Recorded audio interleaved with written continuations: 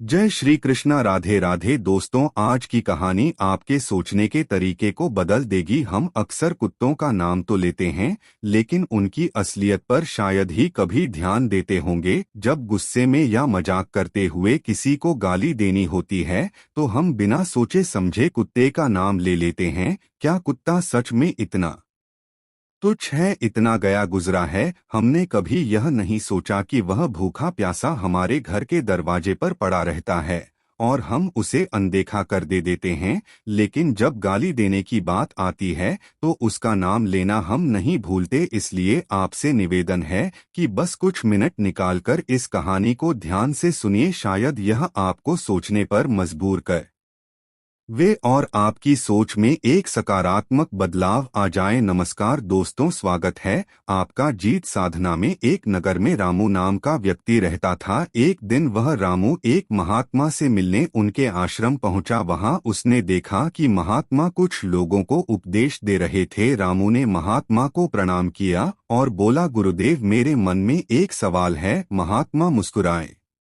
और बोले, बेटा संकोच मत करो, जो भी सवाल है खुलकर पूछो। प्रमुख ने कहा, गुरुदेव, मैं जानना चाहता हूँ कि कुत्ते को रोटी खिलाने से कौन से लाभ होते हैं। महात्मा ने मुस्कुराते हुए कहा, अगर लोग कुत्ते को रोटी खिलाने के फायदे जान लें तो उनका जीवन सुखमय हो जाएगा। कुत्ते को रोटी खिलाने से 8 बड़े लाभ होते हैं। जो इन फायदों को समझ लेता है उसे कभी दुखों का सामना नहीं करना पड़ता। महात्मा ने आगे कहा, बेटा एक कहानी सुनो। एक समय की बात, एक भूखा प्यासा कुत्ता गांव के हर दरवाजे पर जाता, लेकिन कोई उसे रोटी का टुकड़ा तक नहीं देता। वह लाचार होकर इधर उधर भटकता रहता। एक दिन वह गांव के बाहर एक आज के आश्रम में पहुंचा। उसने आशी से प्रार्थना की, है मुनिवर, मैं बहुत भूखा हूँ, कृपया मुझे रोटी का एक टुकड़ा दे दीजिए।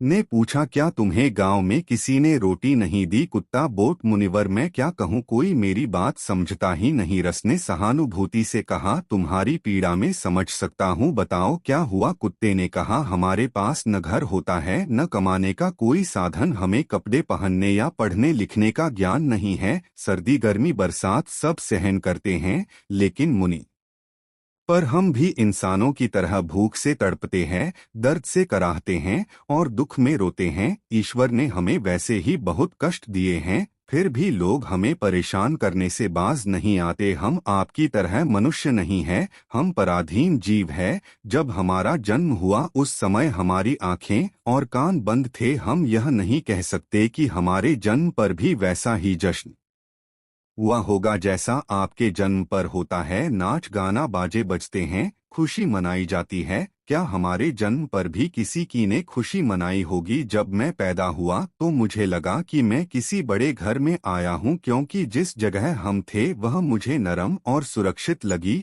लेकिन जब हमारी आंखें खुली तो मैंने देखा कि हमारी माँ, जिसे आप लोग कुतिया कहते हैं, हमें अपनी छाती से लगाकर एक पुराने कपड़े के ढेर पर लेटी थी। हम 5 भाई थे, बाकी 4 भाई लाल और भूरे रंग के थे। मैं अकेला काले रंग का था, सबसे छोटा और कमजोर भी मैं ही था। हमारी माँ हमसे कम ही मिल पाती, क्योंकि उसे भी अपने भोजन का इंतजाम करना पड़ता था। अगर वह खुद भूखी रहती तो हमें दूध कैसे पिलाती? एक माँ होने के नाते वह हम पांचों का ख्याल रखती। वह बेचारी दिन भर भोजन की तलाश में इधर उधर भटकती थी, कभी मिल जाता कभी नहीं। रात में वह जागकर गांव की रखवाली करती थी। कोई अनजान व्यक्ति गांव में घुसने की हिम्मत नहीं करता था, यहाँ तक कि दूसरे गांव के कुत्ते भी डर के मारे हमारे गांव में नहीं आते थे। अगर किसी किसान के खेत में जानवर घुसकर फसल नष्ट करने की कोशिश करते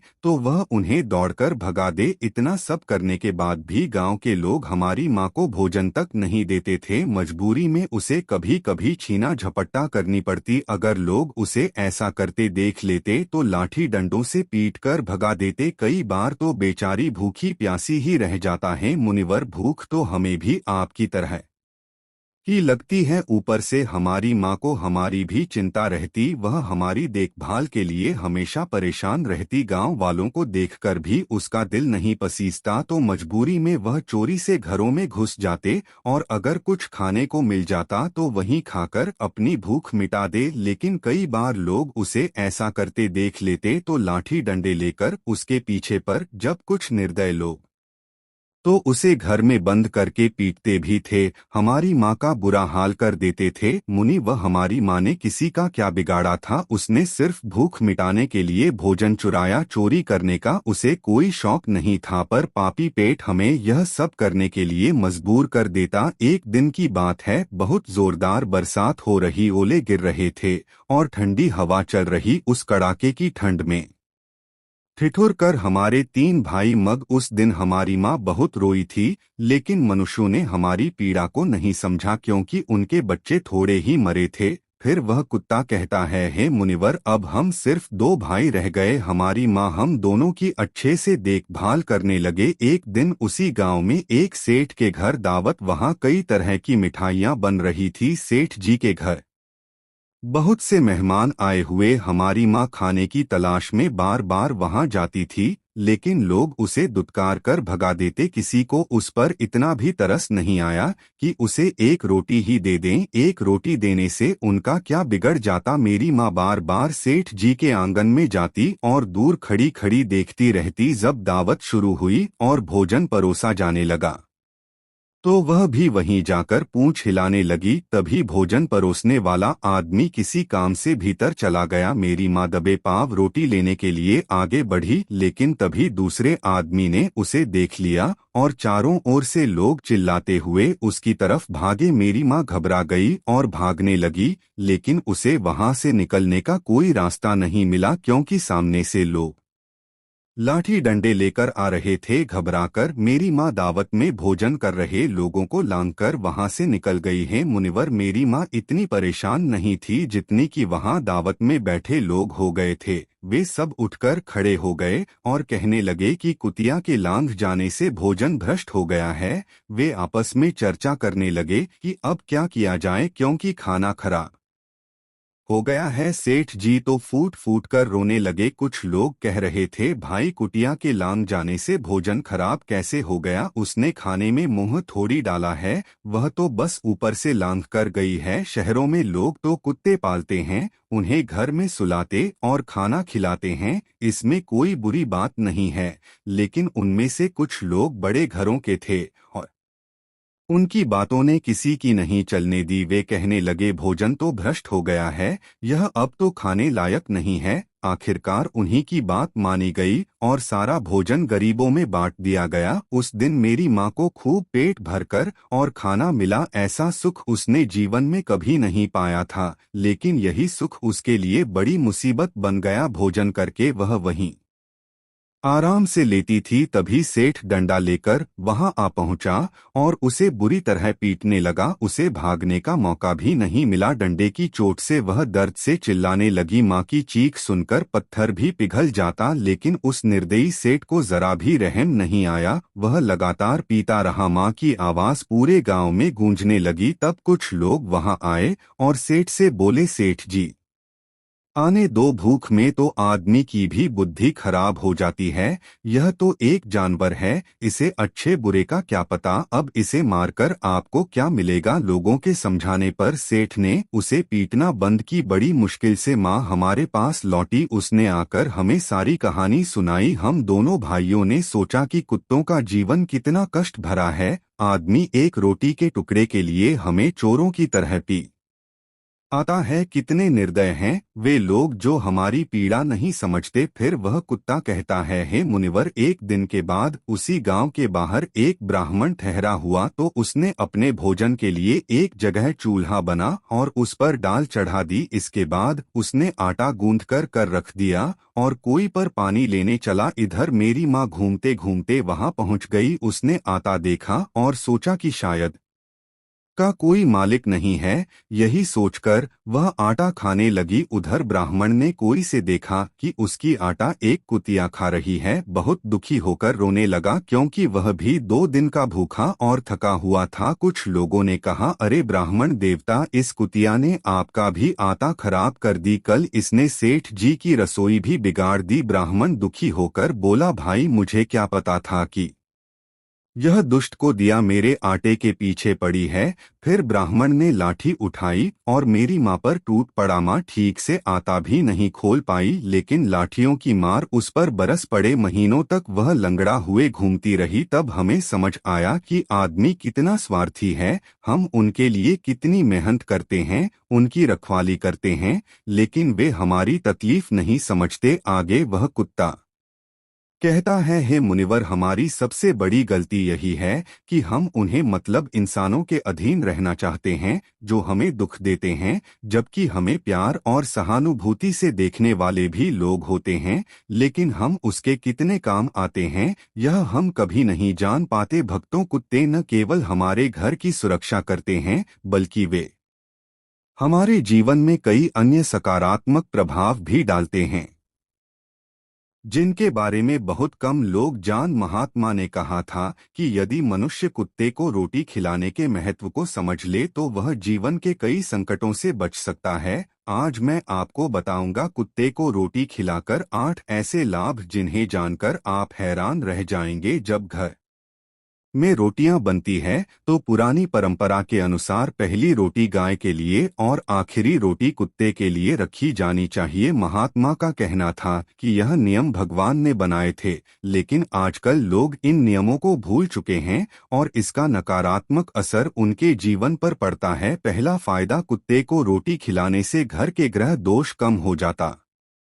महात्मा के अनुसार यदि शनि की महादशा चल रही हो तो कुत्ते को रोटी खिलाने से शनि का प्रभाव कम हो सकता है और व्यक्ति की मुश्किलें आसान हो सकती है। दूसरा फायदा, कुत्ते को रोटी खिलाने से आपकी किस्मत चमक सकती है और घर में नकारात्मक ऊर्जा का नाश होता है। तीसरा फायदा, यह एक ऐसा कदम है जो माता लक्ष्मी की कृपा को आकर्षित करता है और में कभी धन की कमी नहीं होती। चौथा फायदा, कुत्ते को रोड देने से कर्ज से मुक्ति मिल सकती है और यदि पहले से कर्ज में है तो इससे छुटकारा पाने में मदद मिल सकती है। पांचवा फायदा, जब आप कुत्ते को नियमित रूप से भोजन देते हैं तो यह आपके व्यापार में प्रगति लाता है। छठा फायदा, कुत्ते को रोटी खिलाने से आपकी आयु में वृद्धि होती है और अटका हुआ धन वापस मिल जाता है। सातवां फायदा, कुत्ते को रोटी देने से आपके स्वास्थ्य में सुधार होता है, मानसिक स्थिति भी मजबूत रहे हैं और आप हमेशा ऊर्जावान महसूस करते हैं। अथवा फायदा, भगवान को सभी जीवों की चिंता रहती है, इसलिए जब आप कुत्ते को रोटी खिलाते हैं भगवान प्रसन्न होते हैं और उनके आशीर्वाद से आपका परिवार सुखी रहता है। महात्मा ने यह भी बताया कि जब कुत्ता रोता है तो इसे एक अपशकुन माना जाता है, यह किसी संकट या अनहोनी का संकेत होता है, इसलिए कुत्ते को कभी भी दुखी नहीं करना चाहिए। तो दोस्तों, आपको यह जानकारी कैसी लगी? कृपया कमेंट सेक्शन में अपने विचार दूर बताएं। यदि यह जानकारी पसंद आई हो तो जीत साधना चैनल को सब्सक्राइब करना ना भूलें। मैं अकेला काला था, सबसे छोटा और सबसे कमजोर भी। हम 5 भाई बहन थे, पर हमारी माँ हमसे बहुत कम मिल पाती। उसे दिन भर अपने भोजन की तलाश में भटकना पड़ता था। अगर वह खुद भूखी रहती तो हमें दूध कैसे पिलाती? एक माँ होने के नाते हम सभी की चिंता करते, पर उस बेचारी का तो खुद का पेट भरना भी मुश्किल था। दिन भर वह इधर उधर भटकती, कभी कुछ मिल जाता कभी नहीं। रात को वह जाकर गांव की रखवाली करती। कोई अजनबी हमारे गांव में घुसने की हिम्मत नहीं करता था। दूसरे गांव के कुत्ते भी डर के मारे यहाँ नहीं आते थे। अगर किसी किसान के खेत में कोई जानवर घुस जाता तो वह उसे भगा देते। इतना सब करने के बाद भी गांव वाले उसे एक रोटी तक नहीं देते थे। मजबूरी में उसे कभी कभी चुपके से कुछ उठाना पड़ता। अगर कोई देख लेता तो लाठियों से पीटकर भगा दें। कई बार तो वह भूखी प्यासी ही रह जाता है। मुनिवर, हमें भी आपकी तरह भूख लगती है, ऊपर से हमारी माँ को हमारी फिक्र सताती रहती। वह हमेशा परेशान रहत, पर गाँव वालों का दिल नहीं पसीजता। मजबूरी में वह चोरी से घरों में घुस जाते, अगर कुछ मिल जाता तो वहीं खाली थी, पर कई बार लोग उसे देख लेते, डंडे लेकर पीछे पड़ जाते, कुछ निर्दयी तो उसे घर में बंद करके मारते पीटते थे, उसका बुरा हाल कर देते। 12 महीने पहले की बात है, तेज बारिश हो रही थी, ओले गिर रहे थे और कड़ाके की ठंड थी। उस ठंड में हमारे 3 भाई ठिठुर कर माँ बहुत रोई, पर किसी इंसान ने हमदर्दी नहीं दिखाई, क्योंकि उनके बच्चे तो नहीं मरे थे। अब हम सिर्फ 2 भाई बचे। माँ ने हम दोनों की देखभाल और भी ज्यादा ध्यान से करनी शुरू कर दी। फिर एक दिन गांव के सेठ के घर बड़ी दावत, वहाँ तरह तरह के पकवान बन रहे थे। माँ खाने की तलाश में बार बार वहाँ जाती, पर हर बार लोग उसे दुत्कार देते। जब भोजन परोसा जाने लगा तो वह पूंछ हिलाकर दूर खड़ी हो गए। तभी एक आदमी भीतर चला गया और माँ ने चुपके से एक रोटी उठाने की कोशिश की, पर किसी ने देख लिया और सब चिल्लाते हुए उसके पीछे भागे। माँ घबराकर भाग्य पर रास्ता नहीं मिला, आखिरकार उसे मेहमानों के ऊपर से कर निकलना है। मुनिवर माँ के लांघने से लोगों का भोजन भ्रष्ट हो गए। सेठ रोने लगा, लोग बहस करने लगे, कुछ कहते यह तो बस ऊपर से निकल गई, खराब क्या हुआ, और कुछ अमीरों ने जोर देकर कहा कि अब यह भोजन अशुद्ध हो चुका है। आखिरकार सारा खाना गरीबों में बांट दिया। उस दिन माँ को पेट भर खाना, पर यही उसकी मुसीबत बन गए। जब वह आराम से लेती थी तो सेठ डंडा लेकर आया और उसे बुरी तरह पीटने लगा। माँ की चीखें सुनकर पत्थर भी पिघल जाने पर सेठ को दया नहीं आई। कुछ लोगों ने आकर उसे रोका, सेठ जी यह तो बेजुबान है, भूख में सबकी बुद्धि भ्रष्ट हो जाए। कुछ दिनों बाद एक ब्राह्मण गांव में आज उसने आटा गूंथ कर रखा और पानी लेने पानी, सोचा कि यह अनाथ है तो उसे खाने लगे। ब्राह्मण ने देखा तो दुखी होकर वह भी 2 दिन से भूखा। लोगों ने कहा यही कुतिया कल सेठ के यहाँ भी खाना खराब कर दिया। ब्राह्मण ने गुस्से में लाठी और माँ को इतना मारा कि वह हफ्तों लंगड़ा आती रहती है। मुनिवर हमारी सबसे बड़ी गलती यह है कि हम उन्हें इंसानों पर निर्भर रहें जो हमें दुख देते हैं, जबकि कुछ लोग प्यार और दया से भी देख, पर हम उन्हें कैसे पहचाने। हम कुत्तों का जीवन कितना कष्टमय है। हम इंसानों की रक्षा करते हैं, उनके घरों की चौकसी करते हैं, फिर भी वे हमें एक रोटी के लिए मारते हैं। क्या हमारी जान का कोई मोल नहीं। एक बार मैंने सुना था कि शहरों में लोग कुत्तों को पालते हैं, उन्हें घर में रखते हैं।